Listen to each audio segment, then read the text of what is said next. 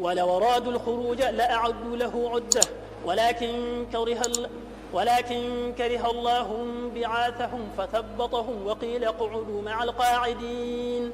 لو خرجوا فيكم ما زادوكم إلا خبالا ولأوضعوا خلالكم يبغونكم الفتنة وفيكم سماعون لهم والله عليم بالظالمين. لقد ابتغوا الفتنة من قبل وقلبوا لك الأمور حتى جاء الحق وظهر أمر الله وهم كارهون. ومنهم من يقول ذلي ولا تفتني ألا في الفتنة سقطوا وإن جهنم لمحيطة بالكافرين. إن تصبك حسنة تسؤهم وإن تصبك مصيبة يقولوا قد أخذنا أمرنا من قبل ويتولوا وهم فرحون. قل لن يصيبنا إلا ما كتب الله لنا هو مولانا وعلى الله فليتوكل المؤمنون. قل هل تربصون بنا إلا إحدى الحسنيين ونحن نتربص بكم أن يصيبكم الله بعذاب من عنده أو بأيدينا فتربصوا إنا معكم متربصون.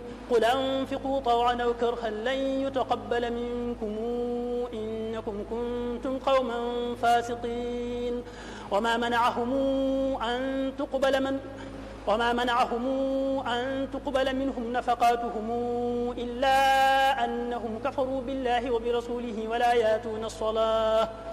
يأتون الصلاة إلا وهم كسالى ولا ينفقون إلا وهم كارهون. فلا تعجبك أموالهم ولا أولادهم إنما يريد الله ليعذبهم بها في الحياة الدنيا وتزهق أنفسهم وهم كافرون. ويحلفون بالله إنهم لمنكم وما هم منكم ولكنهم قوم يفرقون. لو يجدون ملجأ أو مغارات أو مدخلا لولوا إليه وهم يجمحون. ومنهم من يلمزك في الصدقات فإن أعطوا منها رضوا وإن لم يعطوا منها إذا هم يسخطون. ولو أنهم رضوا ما آتاهم الله ورسوله وقالوا حسبنا الله سيؤتينا الله من فضله ورسوله إنا إلى الله راغبون. إنما الصدقات للفقراء والمساكين والعاملين عليها والمولفة قلوبهم وفي الرقاب والغارمين وفي سبيل الله وابن السبيل فريضة من الله والله عليم حكيم.